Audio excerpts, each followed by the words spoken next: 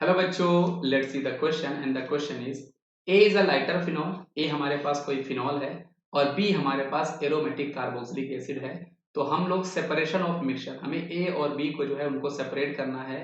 तो इसके लिए हम लोग कौन सा सोल्यूशन यहाँ पर यूज करेंगे, है ना। तो इसके लिए बेटा इसका जो सही जवाब है वो आपके पास हो जाएगा ऑप्शन नंबर बी। हम लोग सोडियम बाइकार्बोनेट यूज करने वाले हैं। क्यों ऐसा होगा, क्योंकि जो आपके पास कार्बोक्सिलिक एसिड होगा, है ना।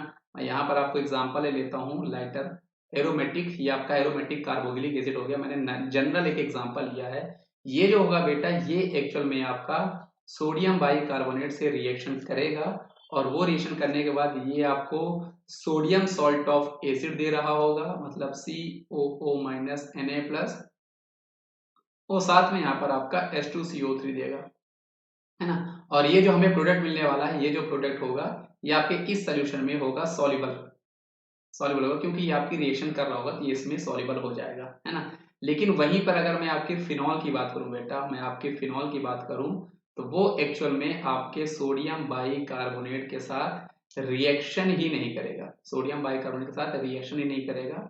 इसका रीजन क्या होता है, अगर आपको ये कॉन्सेप्ट समझना है तो आप इसको समझ सकते हो एसिड स्ट्रेंथ के बेसिस में।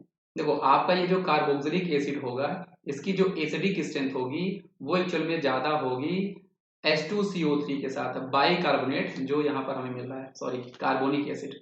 कार्बोनिक एसिड इसको हम लोग बोलते हैं, क्या बोलते हैं इसकी हम लोग, कार्बोनिक एसिड। तो ये जो आपका बेंजोइक एसिड है या फिर एरोमेटिक कार्बोक्सिलिक एसिड है, इसकी जो एसिडिक स्ट्रेंथ होगी वो H2CO3 से ज्यादा होगी, इसीलिए ये NaHCO3 के साथ रिएक्शन करेगा, ये इसमें सॉल्युबल होगा।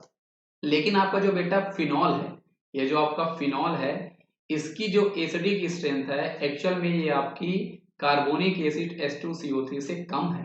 और अगर इसकी स्ट्रेंथ उससे कम है तो ये रिएक्शन आपकी फिजिबल होगी नहीं, क्योंकि यहाँ पे रिएक्शन आपकी कैसी हो रही होगी, हम लोग लो एसिड से हाई एसिड में जा रहे होंगे, मतलब रिएक्टेंट आपका लो एसिड है, प्रोडक्ट आपका हाई एसिड है, तो ये जो है ये केस आपका फिजिबल नहीं होता। आप इस तरह इस कॉन्सेप्ट को ध्यान रख सकते हो, ये आपके अंडरस्टैंडिंग के लिए है।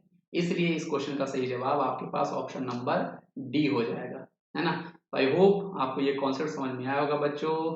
Thank you.